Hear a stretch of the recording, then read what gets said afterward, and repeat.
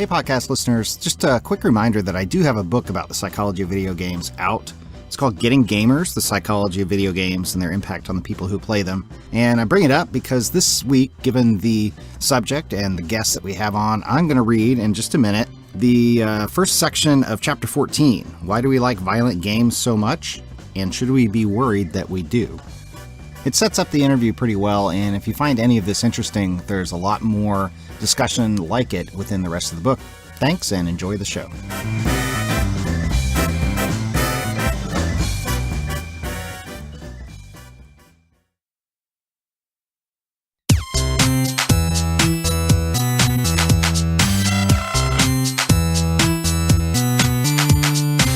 Welcome to the Psychology Games Podcast, where you learn about how psychology and video games interact to shape our behaviors, our beliefs, and our purchasing decisions. My name is Jamie Madigan, a psychology PhD and a lifelong gamer. I write, podcast, and lecture about this stuff on psychologyofgames.com, and I'll be your host.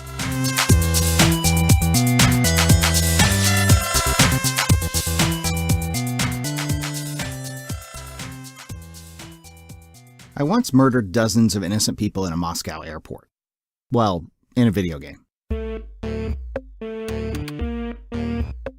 The No Russian mission in Activision's Call of Duty Modern Warfare 2 gets its title from the warning given by the game's villain right before the shooting starts.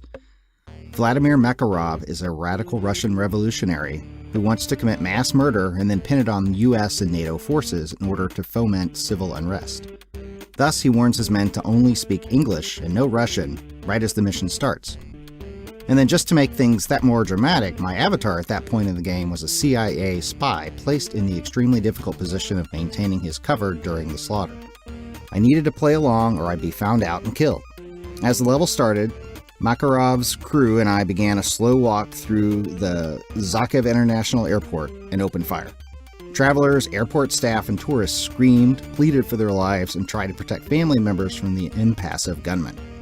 Their efforts were futile. I remember thinking that the cold, steady nature of the executions in the game was strongly reminiscent of stories about the Columbine high school shooting that had happened about 10 years before in real life. And there I was, participating in it. Technically, I didn't actually have to shoot anyone to complete the No Russian mission. Turning your guns on Makarov and his goons resulted in instant mission failure, but you could just watch the violence without otherwise participating if you wanted. Or if that's too much, the mission could be skipped entirely. The game presents you with that option both in the process of starting a new game and at any point during the No Russian mission.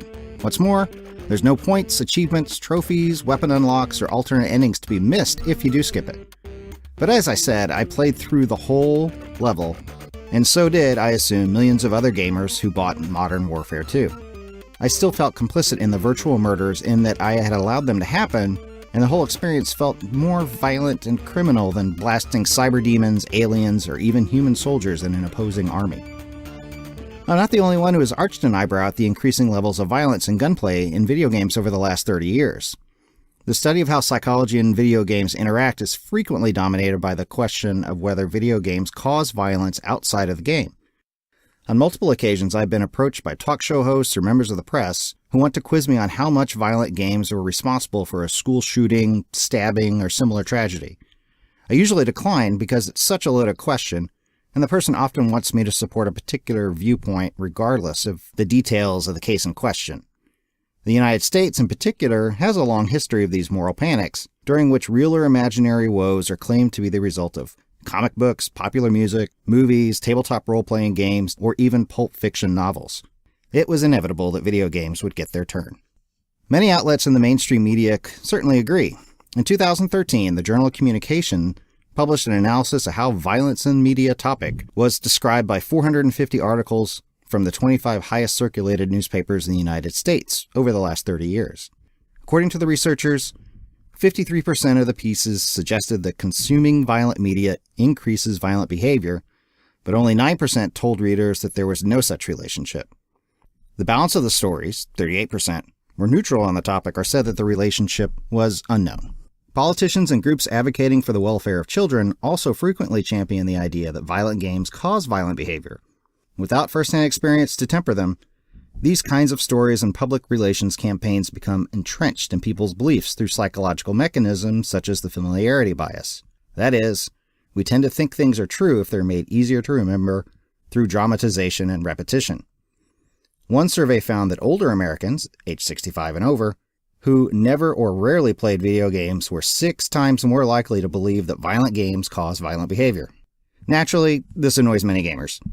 Those of us who enjoy first-person shooters and other violent games aren't keen on being labeled murderers in training or burgeoning sociopaths just because we occasionally use virtual guns to spray fictional bullets around a pretend Moscow airport. Some studies have found that those who identify themselves as gamers are much more likely to be skeptical of, or even hostile towards, scientific research suggesting that violent games have negative effects.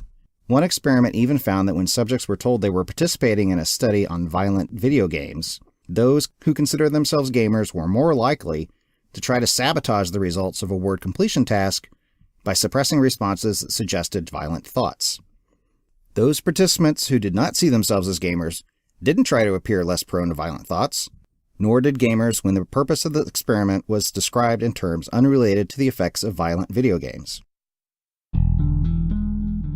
What do psychologists find when they carefully study the issue in an unbiased, controlled way?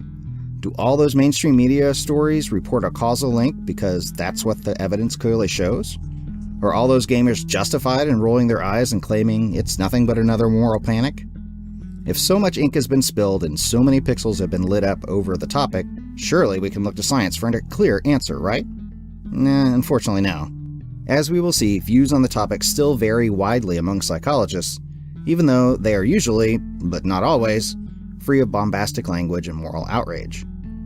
Conclusions on both sides of the debate are so weighted down by caveats and limitations that academic discussion of the effects of video game violence frequently turn to a discussion about the merits of the methods that are used in the research itself, and not the larger question of what spawned it. And I think that, very often we have not been very good at distinguishing between sort of the moral content issues versus the, empirical database, behavioral issues. And I think that's where you've seen, people are, doing these studies of video games where they're, using noise blasts or ice water or whatever else. And that's interesting and important, but you're seeing there's a very quick generalization to, again, whether it's true or not that, video games make people put other people's hands on ice water more or not, that people saying that this says something about gun violence. Hey everybody, just a quick break to remind you about my Patreon campaign. If you like this website and if you like the podcasts, then you can help me out to keep things going by throwing a buck or two my way at patreon.com/POG. The support from the Patreon helps pay for hosting and other expenses related to the podcast and the website. And let's be honest, it keeps me on schedule and keeps me motivated to keep cranking these things out. So thank you to all of you who are Patreon supporters. I appreciate it. And if you're interested, like I said, you can go to patreon.com/POG. Thanks. And with that out of the way, let's get on to the interview.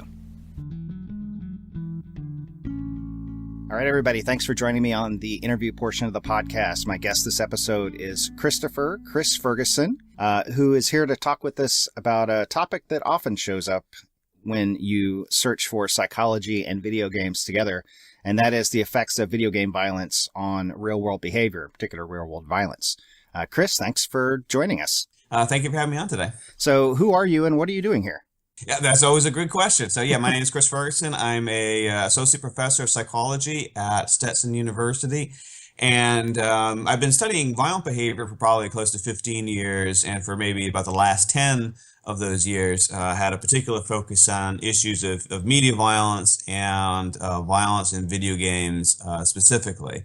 So some of that was dovetailed in from a lot of the attention that had been put on to mass homicides and gun violence, and a lot of that was going on, particularly after the Columbine shooting in 1999. So a lot of that sort of discussion is what kind of dovetailed me into this topic area. But that's what I've been doing really for the last 10 years or so. And it sounds like there's a lot of research and a lot of discussion to be had. Your name seems to come up most often attached to counterpoints along the lines of there's not a strong relationship, you think, between video game violence and real world violence. Like whenever there's a new meta-analysis, whenever the American Psychological Association puts out a new statement, you tend to be heard from at those points. Is that fair to say? I think so. Yeah. I mean, that's, one of the odd things about this field is that actually I think, where we get the most attention in video game research is again, after these kind of like mass shootings or gun violence incidents and such. So, I mean, after the shooting in 2012 at Sandy Hook, that was really probably the most furious point where there were news, there were journalists, news media calling all the time, trying to get some sort of insight into what the research said or did not say about, video game violence and things like that. But yeah, there does seem to be this kind of like counterpoint sort of issue where you get some individuals or groups like the APA that will make these types of claims, and then you certainly will find other scholars who are resistant or skeptical of those types of claims. And I guess from probably the perspective of news media, that's sort of good theater to some extent, is to kind of have the point counterpoint. But that's really different from, again, like, even like 10 years ago, or certainly 15. I think that discussion has changed, or the culture has changed somewhat. And I think if you went back after Columbine, there really wasn't much of a counterpoint. I mean, there really was this idea that video games were bad in some way was really the dominant way of thinking. So over the past really 10 to 15 years, there's been a big shift in that now you are seeing a lot more of the discussion becoming things like, point, counterpoint. And, when groups like the APA, occasionally release these statements blaming video games for problems in society, as they just did this past August, you are seeing a lot more pushback from, some members of the scholarly community and such. So I think overall that's good. I mean, I think, we really are dealing in a marketplace of ideas. And, I think that a lot of the problems that had developed for video game research and a lot of other media research is that it really sort of existed in this echo chamber, that there really was this kind of groupthink that was going on, and a lot of ideas are putting out there and being sold to the general public without being scrutinized more critically than they have been. So let's kind of get into some of the psychology and the models and the science, and let me see if I can sort of briefly summarize sort of yes, there's a relationship position, or at least some of the major models. And then you can tell me if I got that relatively right, and then we can take it from there. At least from what I read from, people like Brad Bushman, Craig Anderson, the general aggression model, the idea is that when you see or play a violent video game, it sort of activates nodes in this mental network of relationships. So you might play a game and that activates the thought of shooting or stabbing or punching. And then those relationships or those activations of different nodes that are related to that, and you sort of get this cascading effect to where it makes you have violent thoughts or violent associations, or it makes those types of thoughts easier to access in memory, and maybe makes them more likely to be accessed in the face of an ambiguous situation, like a social situation. Over the long term, those sorts of activation of those thoughts and activating sort of mental scripts about how do I deal with, or what is the scripts, like the way that we deal with things and sort of the cascading ideas, those become habitual over time, and that can lead to even drastic things like changes in personality, or putting ourselves more frequently into social situations where violence is a more acceptable or easier solution, and they become more easily accessible in those ambiguous social situations. And that sort of leads to the long-term effects of violent media on behavior and thoughts and personality. Am I in the ballpark, or am I in the generally right direction? Yeah, I think so. Absolutely. I mean, theories like the general aggression model are very much social cognitive models, which is basically what you're saying. They're sort of practice effects, types of models, and the sort of the activation of these cognitive scripts. So the idea is that, we use these kind of mental heuristics to inform us about how to respond to different types of scenarios, and perhaps particularly, as you mentioned, when the scenarios are ambiguous. So if you're, I guess kind of like the cliche is, if you're a high school student and you're walking down the hall and someone bumps into you, how do you interpret that sort of ambiguous event? Maybe it was an accident, or maybe this other person's being a jerk, right? So the idea is, if you are playing a lot of violent video games or watching a lot of violent movies, or reading violent books. I mean, in fact, there's, Brad Bushman has a study about the Bible, for instance, that suggests the Bible sort of does the same thing. Pretty violent stories in the Bible, yeah. Yeah, exactly. So the idea is it doesn't really matter, what you're exposed to, but the fact that you're sort of rehearsing or practicing these types of aggressive scenarios forms over time more and more of these types of cognitive associations.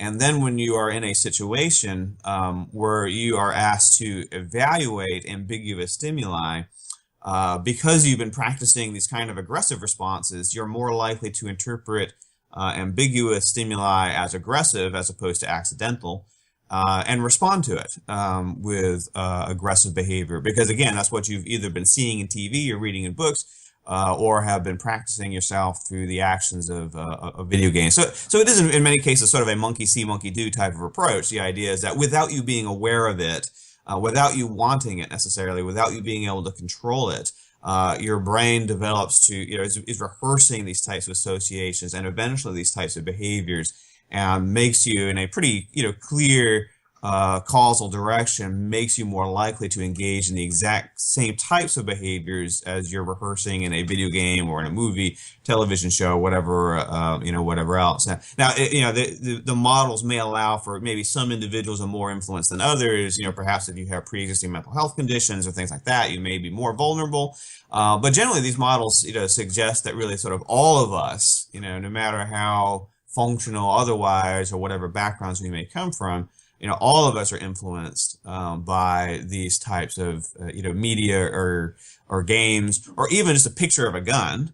It really doesn't require much. We're all influenced in the same direction, and also, it doesn't really tend to matter, things like graphicness. So people tend to think of a violent video game when we use that term being like the Grand Theft Auto or Call of Duty, types of series. But theoretically, at least the way that, sort of violent media is defined and the way it's sort of studied and the way that these models are developed, that even a game like playing Asteroids, ought to cause the same types of effects, or Pac-Man or things like that.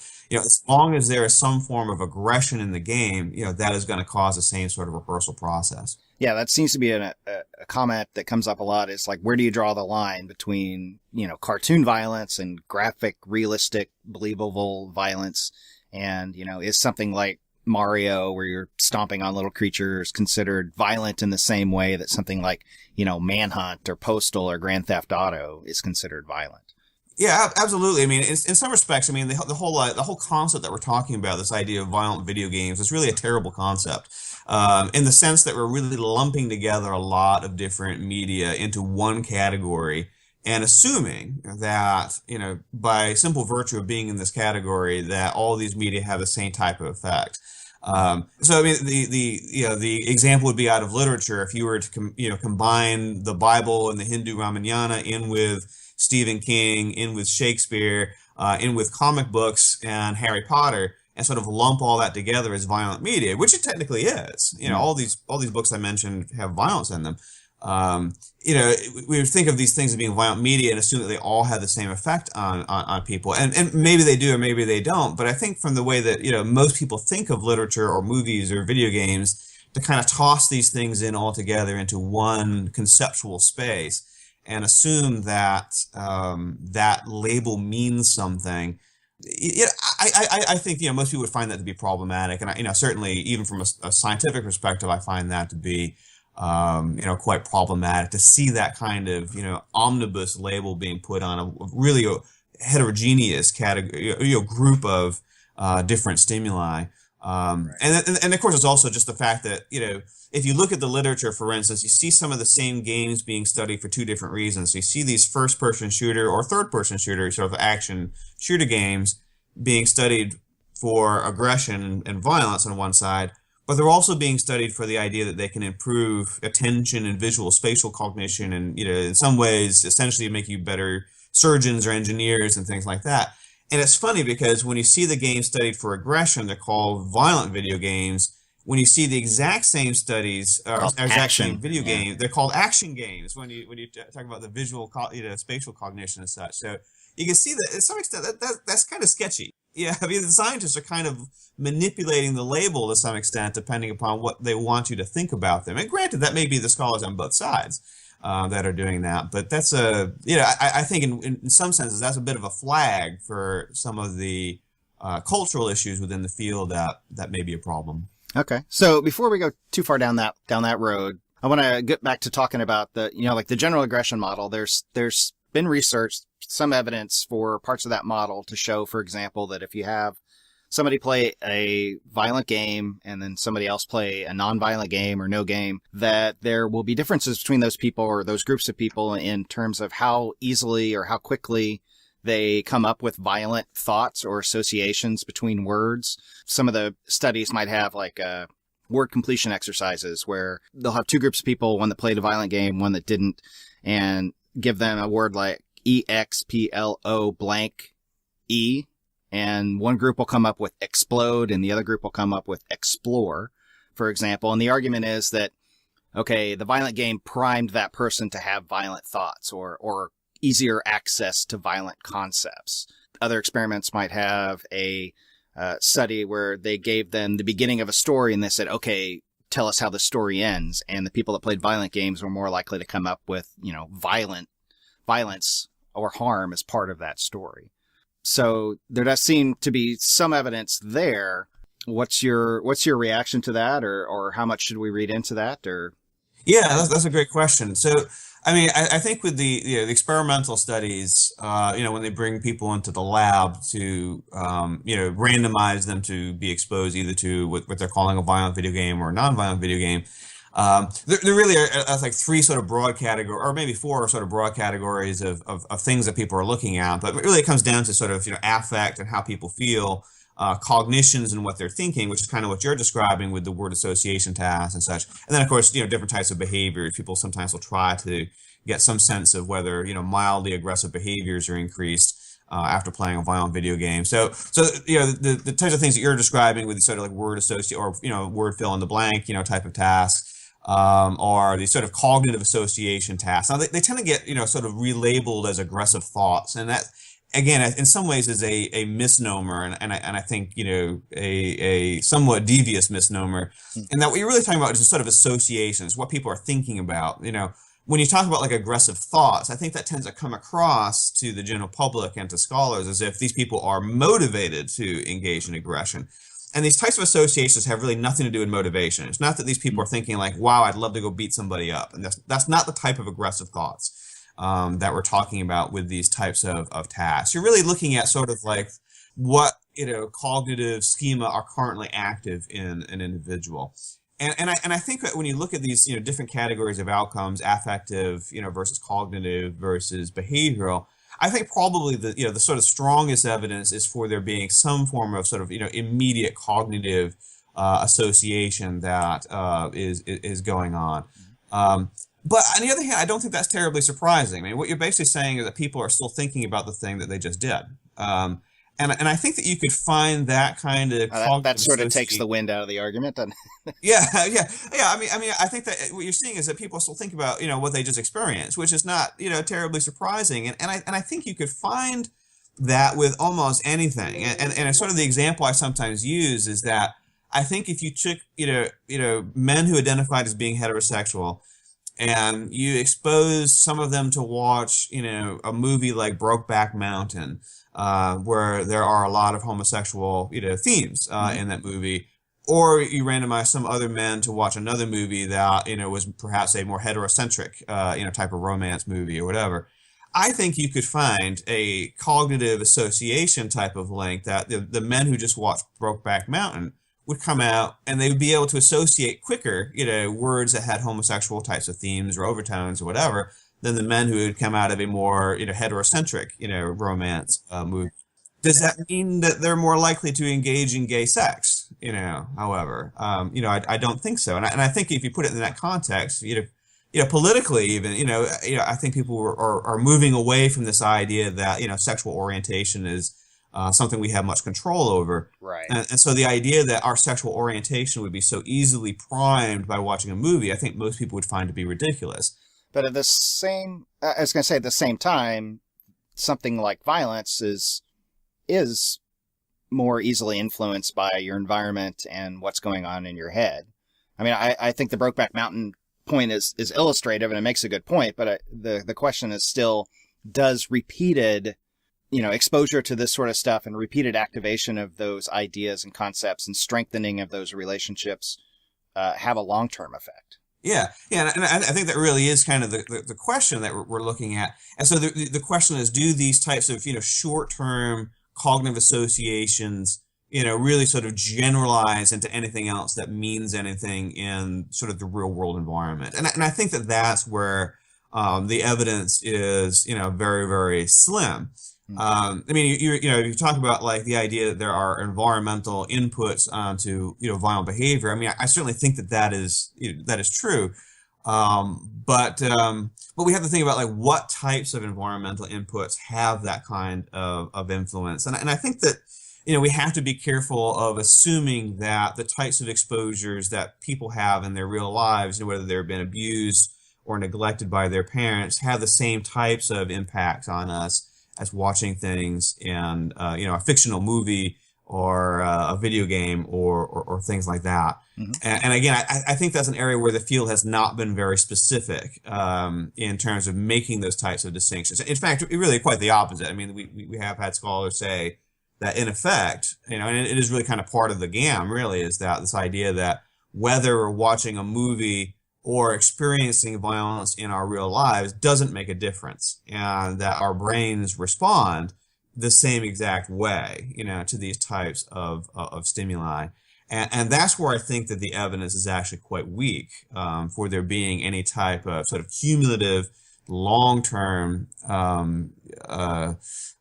effect from these types of exposures to violent video games. I don't think there's any evidence that these short-term sort of cognitive effects that probably do happen really mean anything for the long term. I don't think that they stick. Yeah, it doesn't seem like there's a lot of longitudinal studies or looking at that piece of the model that goes from, okay, here's the short-term effects, and then in aggregate they create these long-term effects. Just in my own review of the literature, I didn't see a lot of that. And in fact, some of the meta-analyses that had been done, once you took into account things like exposure to violence in the home or being male, for example, which is a risk factor for violence, that the effects of violent media actually either went away or became vanishingly small. Yeah. I think there probably have been about, somewhere around a dozen longitudinal studies. So that's quite a bit better than it had been even 10 years ago. And I think, they all get packaged differently depending upon who did them, right? So there's also this sort of packaging effect you see with a lot of science. But, if you really sort of look across them, you do see exactly what you're describing, that you do tend to find small correlations between, playing violent video games and, aggressive behavior, however we're defining that. But those correlations tend to be very small. I think about like the correlational coefficient about 0.14.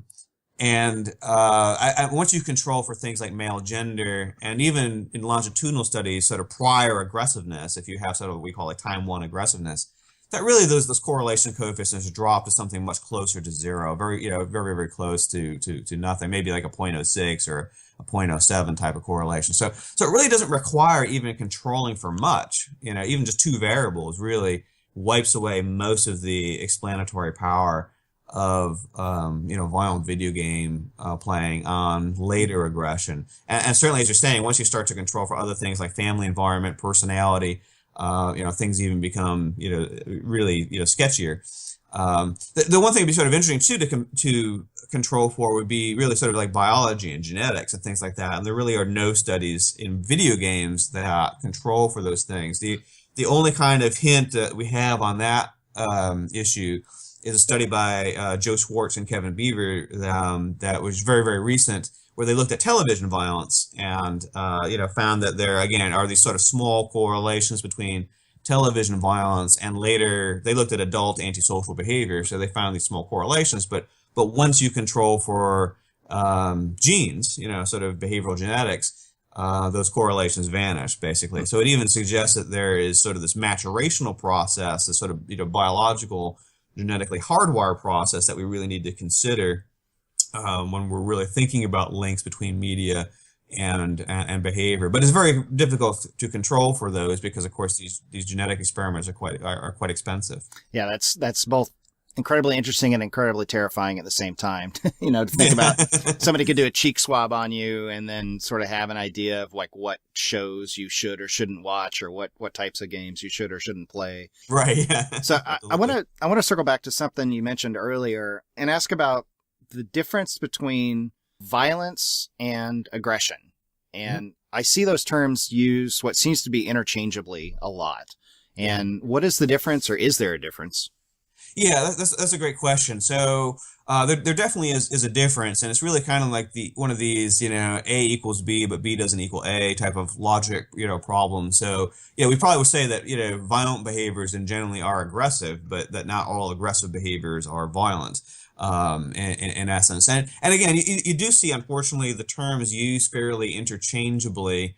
And in my casual observation is the interchangeability of those terms becomes more pronounced the more society is worried about mass shootings and gun violence and things like that. So you do find these studies that bring people into the lab and have them play video games for 15 minutes and then have them measure aggression in terms of something like a noise burst or something of that sort. And then they sort of say, we did this study and found that video game players are more likely to give people a louder burst of noise on their headphones, just like mass shooters, who have, played violent video games. You do tend to find these kind of, tendentious, wordings in some of these studies where people are obviously trying to apply the aggressive behaviors that we're studying in the lab to these, horrible acts of violence in society. And Patrick Markey is a scholar at Villanova, even has an article where he has like a list of these, quotes, from scholars and politicians and everybody else making these types of leaps of logic. But aggressive behavior, is basically defined as any kind of behavior that is intended to cause harm to another person, where the other person would want to avoid that harm. Mm-hmm. So pretty simple definition. And that doesn't mean it has to be physical. It could be, verbal, you're insulting someone, right? Spreading lies about them, evaluating them negatively because you're resentful of something they did. So if, theoretically you go to a restaurant and you have service you think is negative and you leave a bad tip, that would be aggressive. For instance, you're doing something harmful to a person that other person would likely wish to avoid, So we can see from that, type of example that, a lot of aggressive behaviors are not violent. They're not criminal.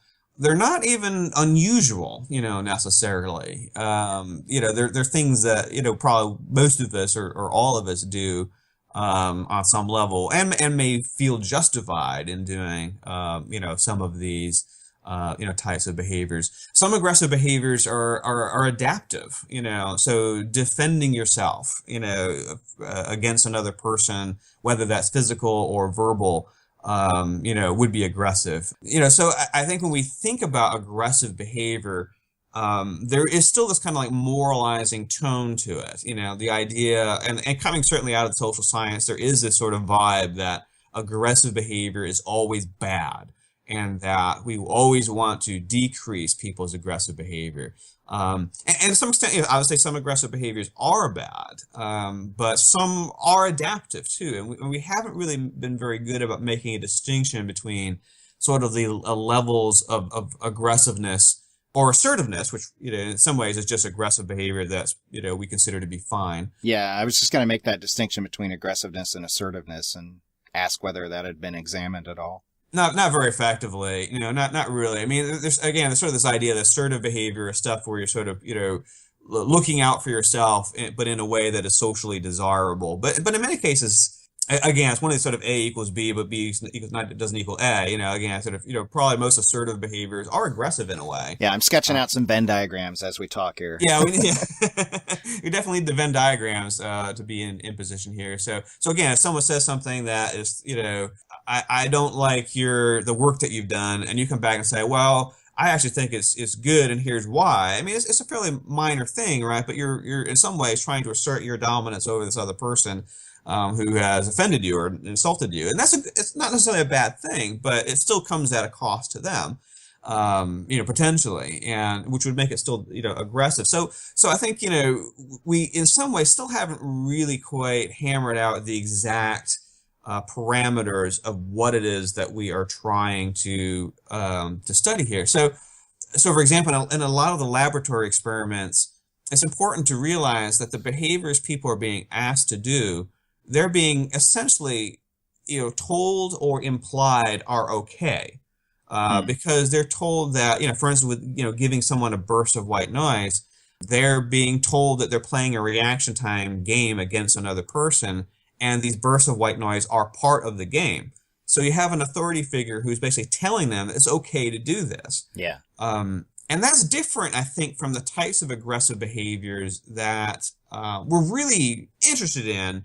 We're really interested in maladaptive aggressive behaviors, things that people do that actually cause themselves, some sort of response cost, or that we think of as being socially undesirable. So what do you mean by response costs there? Well, I mean, a good example might be like, let's imagine you're playing a game of cards against, a couple friends, right? And you lose. And we've all seen examples of this, right? That, people sometimes when they lose, they get pissed off and they get aggressive and they flipping tables. Yeah, they flip the table or throw the cards across the room, right? So that's aggressive behavior. It's not necessarily violent because you didn't, cause physical injury to another human being, but it is aggressive behavior. And it is going to come at a response cost, right? Because these other people are going to want to play with you less, presumably. Mm-hmm. So, and that would be something we would think of as being an aggressive behavior that is maladaptive, right? It's you responded in a way aggressively that didn't do you any good, and it didn't do anybody else any good. Sort of has social capital costs associated with it. Yeah, it's sort of a cost for everybody. And I think if you're talking about behaviors like that, then I think, most of us would agree that, yeah, it'd be nice if there are fewer of these things, right? That we want people to do less of that. If you're talking about someone saying, you know what, I'm just going to pick a random politician. I think Hillary Clinton ought to be president. And I'm just picking her randomly, by the way. I'm not trying to make a political statement here. And you believe that, Jeb Bush ought to be president. And you say, you know what, I disagree with you, and here's why.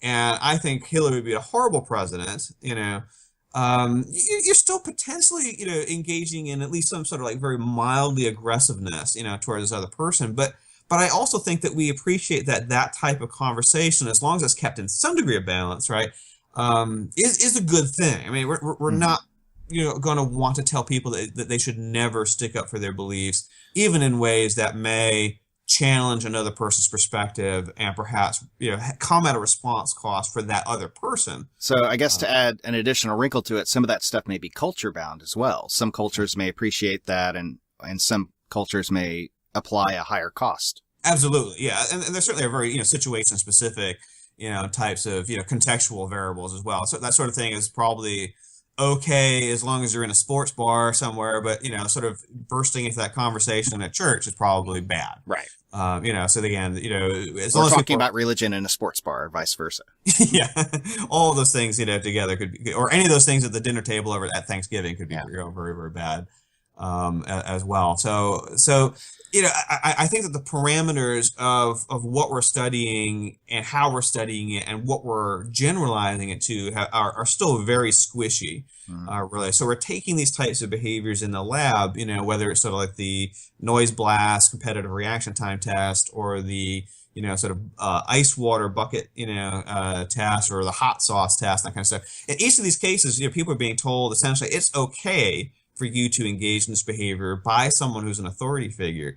And so you're kind of normalizing the behavior, but then we're taking and it's not to say that those, types of outcomes aren't interesting, but then we're seeing a lot of studies taking that and applying it to these types of, you get bumped in a hall and you explode, because you interpret this ambiguous stimuli as more negative.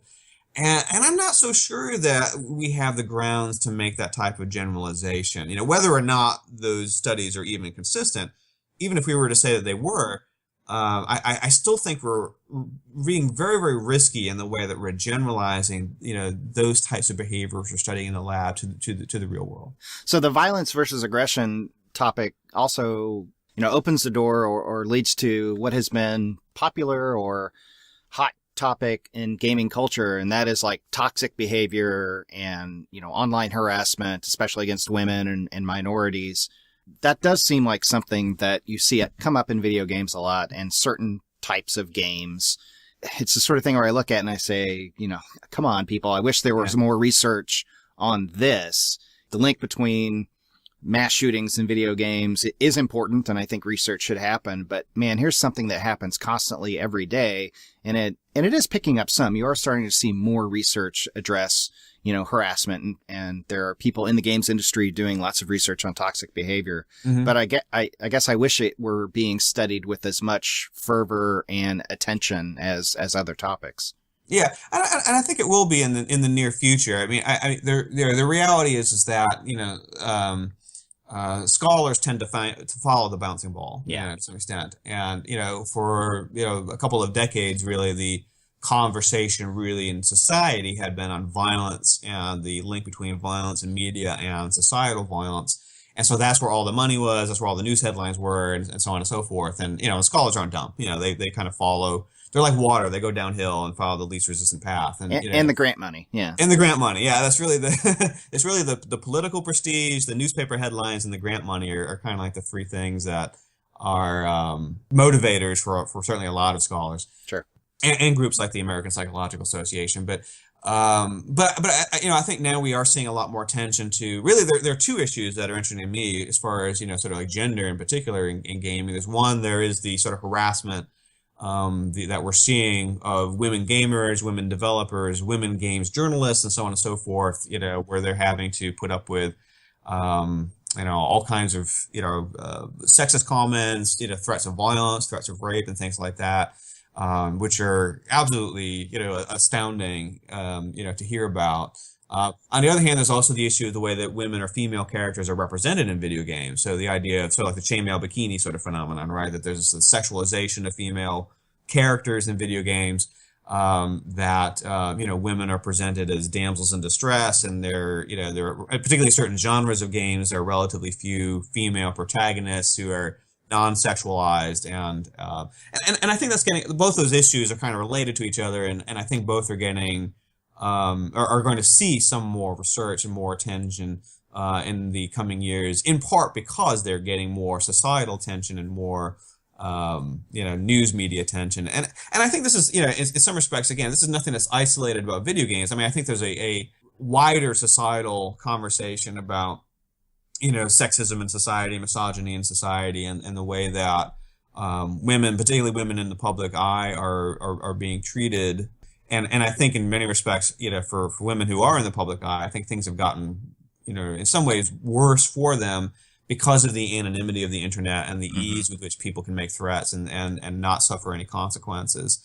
Just let me ask, it's a little bit of a tangent from the topic at hand, but do you think that the same sort of models can apply to predicting or understanding violent behavior and to understanding misogynistic and other types of harassment or toxic behavior? Because I often get the question, you say, well, you say that violent games don't create violence, but then how can you also say that games that treat women in a certain way, for example, cause players to inherit those values and those opinions, and then in turn treat women in the same way? That you're arguing for a causal link in one, but not the other. And how do you reconcile that difference? I'm not necessarily saying you say that, but I do hear those conversations happening. Yeah. I'm actually not saying that there's a causal, connection even here between content and behavior necessarily. But that's sort of the all have one and must have prizes sort of hypothesis. The idea that if something can have one effect, then it must have every other single possible effect that we can think of as well. And the answer to that really is that's just not how things work. I mean, that's just not how science happens. If we can say X causes Y, and in our imagination we can also imagine that it might cause Z and W and T and U as well. Just because you can imagine doesn't mean it's true. And each of these effects need to be studied individually. We can't just assume that, I mean, we usually see it in the context of sort of positive effects. So, if we were to believe, for instance, that first-person shooter games make you a better surgeon or a better engineer or things like that. And I'm not even, I'm not really endorsing that view either. But let's imagine that were true, and there were this research suggesting that playing shooter games made you better in terms of attention or visual spatial cognition. Well, why can't they make you into a better criminal, sort of assaultive, violent person as well? Well, the reality is that these are two different outcomes, and it's entirely possible that video games may have one effect, but not the others. So you have to study these things on individual levels. You can't make these types of assumptions that, media will have two, very different outcomes, even if they seem related in some sort of superficial. I really like the idea of gifted surgeon by day, roughneck by night. Person that grew up playing video games. It's kind of like the, what would be Christian Bale in American Psycho sort of thing, right? Yeah. That you're both as gifted, I forget what he was, a lawyer, a business person, or whatever, but also an incredibly antisocial person at the same time. So all of these types of hypotheses, it's fine to raise these hypotheses, but all of them need to be evidence-based. And if the evidence leads us in one direction but not the other one, and that's kind of just how things pan out. I mean, one of the things you hear a lot about is, and it's a very facetious argument, but the argument is sort of like, if advertisers spend billions of dollars a year trying to get you to buy Coke instead of Pepsi, why can't violent video games turn you into a violent criminal? I hear that one a lot too. Yeah, I mean, maybe I'm making that a little bit facetious, but that's essentially the gist of that sort of argument. And you really think about it, first off, you're talking about two different forms of media. One that is fictional, one that is also probably fictional, but pretends not to be. Advertising at least pretends to be truthful, or at least pretends to be informational. So right there, our brains are going to process these two different media very differently from each other. But you're also talking about very, very different behavioral outcomes. The leap between for advertisement to be effective, it doesn't need to get you to like soda. It just needs to get you to switch from Pepsi to Coke. Mm-hmm. And that is lucrative. It's a relatively tiny behavioral change that is trying to get you to make, or even not even switch, but to remain loyal to Coke, if you already were drinking it. That's very different from turning you into a pacifist, from a pacifist into, someone who's beating people up in the high school halls, and things like that. So, I mean, these really were these apples and oranges types of comparisons. So, before we head down this road of, well, if I can show one effect, why can't every other effect also be true? We have to imagine that is not a very good scientific argument for why effects should, possibly happen. And I really do think, and if I'm allowed, somewhat of, hard words, I think it's a shame when I've seen some scholars make that type of argument themselves, because they should know better. That makes no, in terms of actual logic, it's not logically appropriate. Well, to be fair, I don't see it often from scholars, but I do see, in the places where people are discussing video games and violence and all of these topics, it does come up by people who are, usually clear thinking. And I think the fact that they're asking the question probably shows some sort of, willingness to think deeply about the topics. So. Yeah, I have seen a few scholars make it, but I mean, one would hope that, for the most part, the scholarly community would avoid that type of logic. But I do think, coming back to your original question of, sort of like the models. I mean, I suspect you will see social cognitive models applied to this issue of women and representations of female characters or sexism in gaming and such. But and again, I even as much as I think this is a serious issue, and certainly on a moral level, I would love to see better representations of women in games, and I do think this is a content issue in the sense of it's simply being a shame that there isn't a better diversity of character or better representation of female characters in video games. But we have to separate out. I mean, just because morally I'm opposed to the way that the video game industry is kind of doing things, particularly in the shooter genre, doesn't mean that causally there's a public health issue there. So, and I think that's where, we've very often gone off the rails with a lot of issues with media, is that there's a lot of offensive content in media, wherever you're talking about, whether it's television, books, whether it's sexual or violent or language and such. There's plenty of offensive content out there, racist stuff, whatever.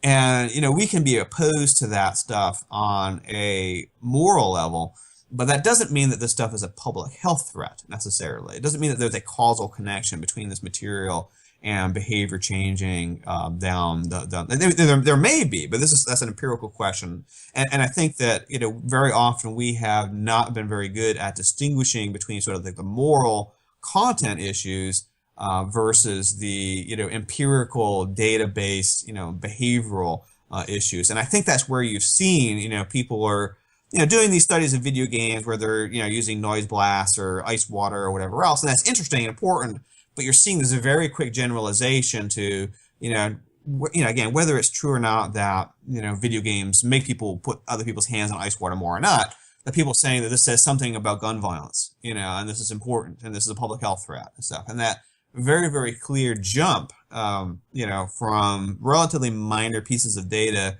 into a public health threat, I think, again, reflects the moral salience of a lot of these issues. And that's the thing I worry about, going into, and I'm interested in doing some research on sort of, this issue of gender and the way that women are represented in video games as well. I mean, I think that we have to be careful and learn from, the, number of mistakes that were made in the violent video game research literature, that we have to understand going in, this is an emotional issue. I mean, misogyny and sexism is being discussed at the societal level now. It's a political issue, it's a social issue, it's a moral issue.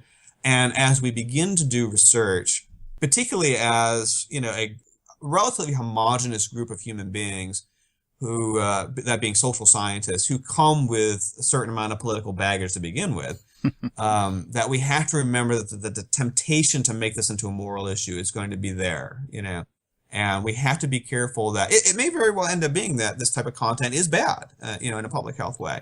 But we have to make sure that as much as possible, as humanly possible, that we're shielding our moral beliefs about this issue from the way that we ask questions in science, the way that we collect data, the way that we analyze data, and the way that we communicate that data to the general public. Yeah, science as a method of inquiry should be amoral. Like, it shouldn't care about your political leanings or your social leanings. It's what do the data say? But I take I take your point that that's hard to do a lot of times. Yeah. So that all being said, let me throw you kind of a gotcha question.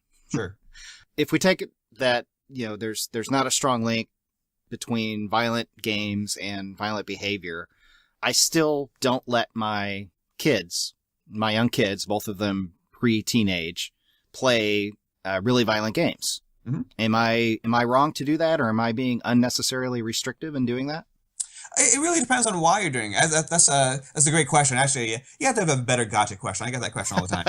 Usually the gotcha version of it is usually people ask me, because I have a 12-year-old son, so they're like, would you let your child play Grand Theft Auto 5? That's kind of the question. Are you a monster, Chris Ferguson? Yeah, the idea of this question is, of course, that however you answer it, you lose, right? That's the wonderful gotcha element of it. But no, I think that this comes back to what I was just saying, that there's a moral issue and there is a sort of causal public health issue, and as long as you know why you're making the choices that you are making, then I think it's fine to be restrictive. And I think that I'll give an example myself. I'll be upfront and say that in our family we are fairly permissive in terms of my son's media exposure. And such. But what we tend to do is we tend to screen, if something like an R-rated movie or an M-rated video game, that's clearly designed for adults, in mind, that usually we'll screen it. My wife or I will screen either the game or the movie. Usually if it's a game, it's going to be me. We'll screen it first and decide if we're comfortable with the content. And of course, even with M-rated games or R-rated movies, they're not all the same, right? So, as an example, my son loves the movie Prometheus, and I'm sorry. I'm sorry. Yeah. don't hold it against. Well, he's young. Yeah. Fan. Yeah. But we watched it, and it was just like it's alien squids, and so we thought it really wasn't that big a deal, and so we let him watch it and such. But by contrast, I just went with a friend yesterday to see The Hateful Eight. I haven't seen that. So he likes westerns. He likes shoot 'em up types of films, and I don't know if you've seen The Hateful Eight. No, but it's Quentin Tarantino, so that tells you a lot. But even so I'm not going to throw out any spoilers or anything, but even for a Quentin Tarantino movie, this is it is above the level of Django Unchained. Let's put it that way. In terms of the content that you would probably consider that you would not want your preteen children to be exposed to. A lot of awkward conversations. Let's put it that way. So obviously, after seeing it, I'm like, yeah, no, I'm not gonna take my son to see the Hateful Eight. But it's not because I think that taking my son to see a movie like The Hateful Eight would turn him into whatever, more violent, more sexist, because there are a lot of scenes where there's some violence towards women in the movie. So I don't really think the movie would change him and make him like women less, or be more aggressive towards them, or be more aggressive as a human being. But it's just not made for kids. You know what I mean? It's just not made for the 12-year-old audience. And like I said, there'd be awkward conversations and just content that is not made to share between parents and their 12-year-old kids and that kind of stuff. So on a moral level, I would say some of these scenes are stuff that I'm just morally uncomfortable exposing. It just makes me feel icky, and it doesn't really require anything else as far as I'm concerned as a parent. If I'm made to feel icky about it, then that's good enough for me. I don't need to be told that it's going to make my son into a serial murderer or a woman-hating abuser or things like that. I don't need causal effects, Right. To be there. One of the message board communities that I participate in, somebody recently started a thread saying that they were basically done with violent media. Mm-hmm. And it happened because their feelings about gun violence, specifically in America, with recent events in the last few months, just kind of pushed them to the point where they're like, I'm sick of glorifying and fetishizing gun violence in all its forms. And so they said, for me and my house and my kids, we're not going to play any more violent games where gunplay is a factor. And it was interesting because the person said explicitly, like, I know what the research says about the relationship between video game violence and real world violence and all the things that we've been talking about.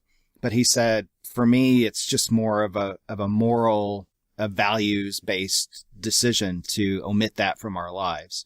And I thought that was a really interesting comment. It's not something I wouldn't want to go that far in my own life, or at least I'm not to that point yet. And everybody is different and has different life experiences.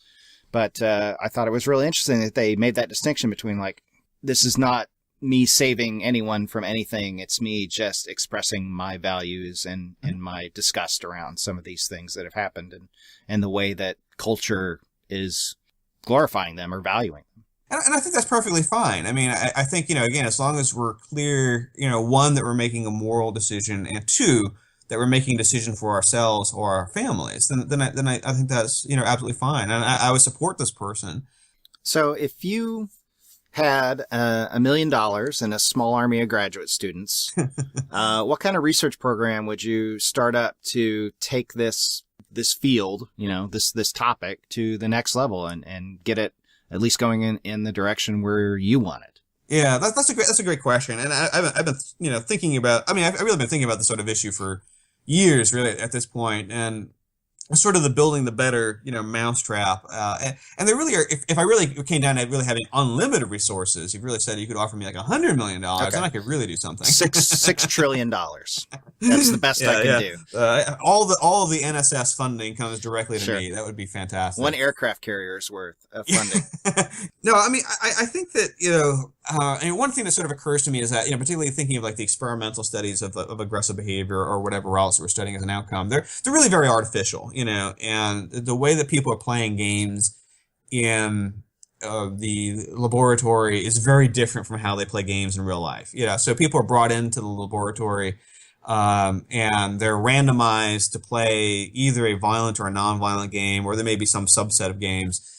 In most studies, they play alone. There are some studies where they do look at like competition versus cooperation and such, but most of the studies they play alone for a very brief amount of time. 15 minutes or 20 minutes is fairly typical in most aggression studies. And then they're measured on some sort of behavior, and we don't necessarily even know what the behavior means, in particular. So and it's very different from So one, people aren't getting to choose the game they're playing. And that's for an experiment. And of course, that makes sense, right? We need to randomize people to different groups. But even that fact that you're randomizing people to play a game they might not choose to play in real life, and may have had no prior exposure to, is going to introduce, I think, certain types of artifacts into the situation. There, for instance, was an interesting study out of Oxford University by a scholar by the name of Andy Shabilsky, that found that frustration in games, not violent content, but frustration, tends to increase aggression. But and so if you think about a lot of these experiments where you bring people in to play 15 minutes, is a game they might not have chosen to play in the first place. They might not even know how to work the controllers yet, and then 15 minutes you whisk the controller out of their hands and say, "Hey, do you feel aggressive?" Well, they might, and it might have nothing to do with the content of the video game. It really is sort of an artifact of the situation you set up for them. You're kind of shooting fish in a barrel to some extent, and then ascribing it to the wrong thing.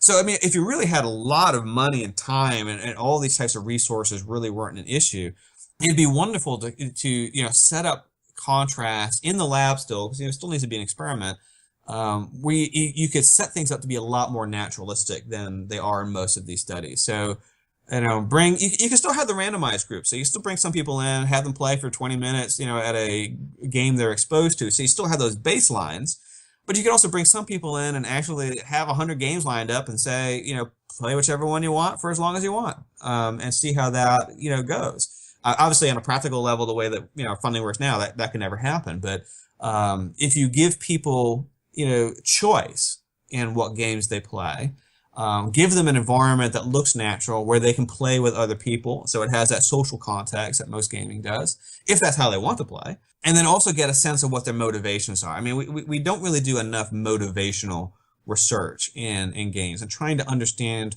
why people are playing the games that they are. So it would really be fascinating, and I'm painting with broad strokes because I haven't obviously figured out all the nuts and bolts of this sort of, how this would work, but it would really be fascinating to, be able to study people in the lab where time and money wasn't an issue, allow them to pick games that they would want to play, try to get some sense, maybe through surveys or whatever else, of why they chose the game, what they expected to get out of it.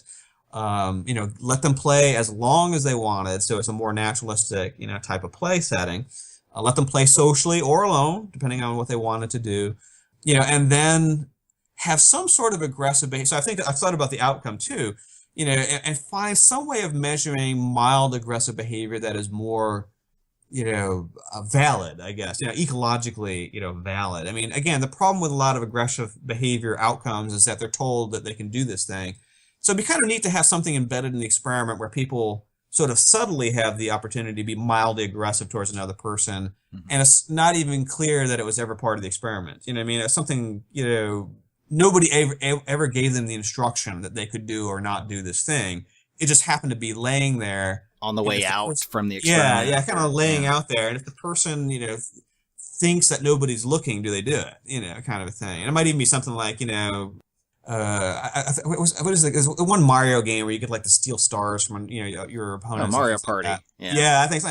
That's probably not a great example, but I'm thinking of things like that where you could do something that's sort of normative in the social context, that actually is the outcome, but it looks like it's just sort of a normal part of the the social context that the person is in, and that maybe people aren't even looking. And like I said, I haven't figured out the nuts and bolts of how to make that work, but it'd be kind of cool if you could get kind of aggressive behaviors that were more like that, where there wasn't this kind of official experiment or sanction for the behavior. Yeah, I mean, you want to talk about games that end friendships and cause violent thoughts. Mario Party and Mario Kart would probably be something good to work in. To your research program. I've always heard. I've honestly never played either one, but I've always heard that those games are, exactly like I said, very aggression, friendship ending, inspiring games, and everybody seems to loathe them, but still play them for some reason or another. So I mean, I think that if you could design something like a lab that worked on that level, I think it would be fascinating. And still have like the randomized controls. That's fine. But I'd be kind of curious if you kind of like let people play the way they actually play in real life. And get a sense of their motivations. I think that would be fascinating, because I think the other thing too is we kind of have this assumption, again, it's what comes out of social cognitive theory, is that there's this kind of clear link between content and behavior, and everybody's kind of influenced the same way. There may be moderators or mediators or things like that, but for the most part, there's this kind of like direct path between content and behavior. And I think that what probably is closer to the truth, in my hypothesis or my guess, is that different people respond very differently to the same media or different media based on who they are, what their motivations are, and what they're coming from, and what they want to get out of the media. And I sometimes use the example of the Bible or any other religious text, that, a lot of them, like the Bible does have violence in it, so it is violent media, but, a lot of people come to that because they want to learn how to be better people. A lot of people want to come to it because they want to learn how to, calm themselves because they're going through a difficult period in life. Some people come to the Bible because they want to learn how to love others or give back to society. But other people come to the Bible because they want to have justification for hating people that are different from them, so different people come to the same media with different motivations and get different things out of it. And I think that if you could find some sort of experimental paradigm to actually look at that interaction between people's personalities, their motivations, their choices in media, and really respecting the fact that people are not randomly exposed to violent movies or violent video games, but choose, as the person you were talking to on that forum, make choices about what they're going to be exposed to. If you can sort of wrap that into an experimental paradigm, which would probably be costly both in terms of time and money, I think that'd be incredibly, fascinating. So if I had unlimited funds, that would be at least one of the things I would like to do. First thing on your list. Yeah, exactly. I think it'd also be, fascinating to sort of study, politicians and newsmakers and scholars themselves and sort of understand their motivations for the messages that, that they promulgate to the general public. But I think that'd be harder in the sense of there'd be a lot of resistance, I think, from all three groups, to being studied. There's really no motivation for them to be under the microscope, as it were. But I think that'd be fascinating to really sort of study the sociology of media research itself. Or it sounds like you're talking about communications research as a scholarly field there. Yeah, absolutely. Yeah, I mean, I think really taking communications or social psychology and trying to understand, the social processes that work among the scholars themselves. To what extent are they influenced by politics? To what extent are they influenced by grant funding, or grant funding opportunities? To what extent is there groupthink, among these groups of individuals and such? So, I mean, I think that, the confirmation, but, all these things, really, there's this weird thing, right? In psychology, we study the general public and we sort of assume that we're sort of immune to the things that we actually, observe in the general public. But it'd be fascinating to really take the social science community and put them under the microscope. And there have been actually a couple studies that have done that, but very few so far. Let me ask a couple of questions just to close things out. First one is, have you been playing anything lately? Yeah, I'm actually still working my way through an Xbox 360, so I'm trying. I had a backlog of games that I feel sort of obliged to to play through, and I think at this point most of them are not very good. So down to the dregs. Yeah, getting down to I'm playing a game right now called Battlefield 3 that's pretty terrible, but yeah, I've heard of it. I'm not wild about it. But I feel this obligation to sort of finish off these Xbox 360 games. Well, you're like 3 or 4 behind in the Battlefield series alone. Yeah. I mean, I get these for, like, my relatives will get them for me as Christmas presents and things like that. I heard you like violent games, Chris. Yeah. Merry Christmas. Yeah. So I mean, again, I'm still trying to play the original Tomb Raider. Not the original one from like the way back, 1998 or whatever. Yeah. Yeah, like the 2013 reboot. I have that on my PC actually, and I've been slowly playing. It's really good. We've actually used that in a couple of research studies, so I feel sort of obligated to play through the entire game. I've gotten about 2/3 of the way through. It's funny you mention it, because I am actually currently playing Rise of the Tomb Raider, which is the sequel to that reboot. Yeah. And it's also really good. I like both those games a whole lot. Yeah. I've liked the Tomb Raider one. It's been entertaining to play. And I actually like it because it is a rare example of a shooter-oriented game that does have a very strong female protagonist in it, which is really quite nice. Yeah, especially since the reboot. Yeah. Yeah, exactly. They've desexualized her, compared to the old Angelina Jolie kind of version of Lara Croft. Yep. And the other game I'm waiting. I've just picked up Civilization 5, so I'm very excited to play that. Oh man. Hope you got a few hundred spare hours. Yeah. I tend to like those types of games. I'm really fascinated with the sort of Europa Universalis. Series of games as well. I don't know if you're familiar with them, but they're, incredibly high learning curve, strategy games. And, there's a recent, the most recent version of that game has been out for probably about a year now. And I still haven't played that either. So I tend to be quite behind, in terms of the games that I'm playing. I just played Lego Jurassic Park with my son, so those are the types of games that we tend to play together. So that was a lot of fun to play. Yeah. But yeah. So I'm working my way through some of the. So I play a mixture of games. I mean, and I actually probably don't play as often as people might assume that I do. Given that I do this as a line of research. But I tend to play a lot of the strategy games. I play some of the RPGs, like the Oblivion type of games and such. Mm-hmm. And I do play some first person shooters, but I tend to like more of the military, like Call of Duty type of shooters. I don't really play like the Grand Theft Auto series or things like that for the most part. Yeah, it's kind of the curse of trying to stay current. Since I do a lot of writing and blogging and podcasting about this stuff, I try to at least hit the highlights every year, and I can't really dive deep into a lot of those strategy games. I'll play something like, it's like Civ 5, and I'll play it for a month or so, and then just feel like, I got to move on. I gotta see what else is out there. I've got to shower occasionally, yeah, right? Or eat, spend time with my family or something of that sort. Poor me. I know. Yeah, I have to play all these video games. It's a tough life I lead, but yeah, I hear what you're saying. So if people wanted to find out more about you and maybe see what you're up to and check out some of your research, where on the internet would they go? It's pretty simple. I have a website that's basically my full name. So it's ChristopherJFerguson.com. And you can find, most of my publications are there available for free, essentially. I also do a little bit of fiction writing. So if people really want to read some, 50-cent pulp kind of fiction type stuff, then I have some short stories that are available. And I actually have a novel out if people want to, help support my kids' college tuition. Then What's the novel called? It's Suicide Kings. Okay. Now I remember that now. It's a mystery novel. Well, thanks so much for coming on and talking about this. I know it's a tricky topic and a contentious one, and I anticipate, people sharing their thoughts, which is always great. And so thanks again very much for your time. Not a problem. It was a pleasure talking with you today. All right. Great.